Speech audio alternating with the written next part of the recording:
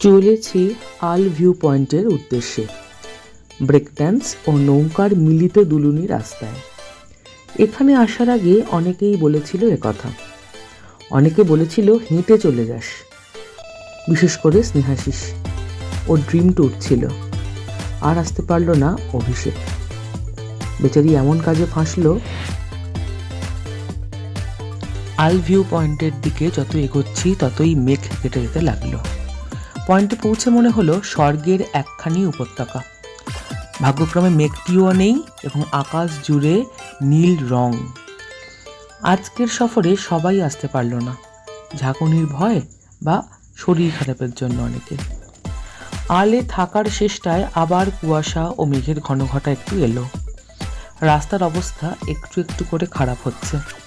মাঝে মাঝে ভ্যালির মাঝখান দিয়েও রাস্তা যাচ্ছে, তবে প্রাকৃতিক সৌন্দর্য অপার্থিব। গাড়ি এত লাফাচ্ছে যে মনে হচ্ছে ক্যামেরা হাত থেকে পড়ে যাবে। একদম মোবাইলটিকে চেপে ধরে রেখেছি। বেশ নির্জন প্রান্ত।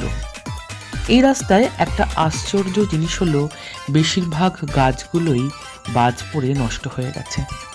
কি আশ্চর্য প্রকৃতি!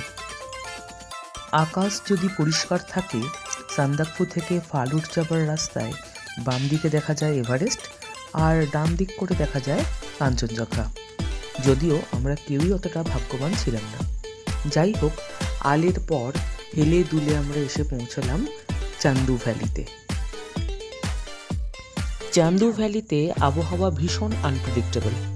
একবার করে নীল আকাশ আর রোদে জায়গাটা ভরে যাচ্ছে, আবার করে কুয়াশা ও মেঘে জায়গাটা ঢেকে যাচ্ছে। তারই মাঝখানে উঠল বেশ কিছু ফটো। চান্দু ভ্যালিতে একটু এগিয়ে গিয়ে আমরা দেখে নিলাম নেপালের একটা বিস্তীর্ণ অংশ, যদিও বা সেটা বেশিরভাগ সময়তেই কুয়াশায় ঢাকাই ছিল, কিন্তু খুব ভালো লাগছিল ওই পয়েন্টটায় গিয়ে। এর মধ্যে ড্রাইভার সাহেব একটু সাবধান করে দিলেন যেন আমরা তাড়াতাড়ি জায়গাটা দেখে তার ফটো ভিডিও সব কিছু নিয়ে গাড়িতে উঠে পড়ি, কারণ এরপর আমাদের যেতে হবে আরেকটু এগিয়ে থাকুম ভ্যালি। বলছে নাকি থাকুম ভ্যালির পরই আর গাড়ি যেতে দিচ্ছে না। শুনে মনটা আবার খারাপ হয়ে গেল। যাই হোক, থাকুম ভ্যালি অবধি অন্তত যাই, গিয়ে দেখি ওখানকার কি অবস্থা, তারপর নয় বাকিটা ভাবা যাবে। এবার রাস্তা আরও প্রচণ্ড খারাপ। শেষ পর্যন্ত গাড়ি থাকুম ভ্যালি পর্যন্ত পুরোপুরি পৌঁছতে পারল না। তার একটু আগে নামিয়ে দিল আমাদের, কারণ এরপর সত্যিই আর গাড়ি যেতে পারছে না। আমাদের মধ্যে আরও কিছুজন তারা দূর থেকে দেখলো থাকুম ভ্যালিকে, এবং আমরা কিছুজন তারা সামনে থেকে দেখলাম থাকুম ভ্যালিতে।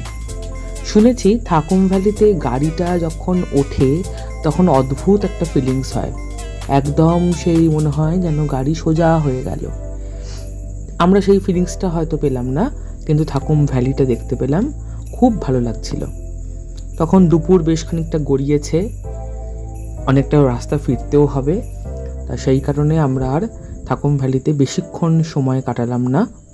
আমাদের তখনই ঘড়িতে বাজে প্রায় 12টা। আমাদের ফিরতে ফিরতে মোটামুটি বেঁচে যাবে হয়তো 1:30 থেকে 2টো। ওখানে আবার লাঞ্চের ব্যাপার আছে।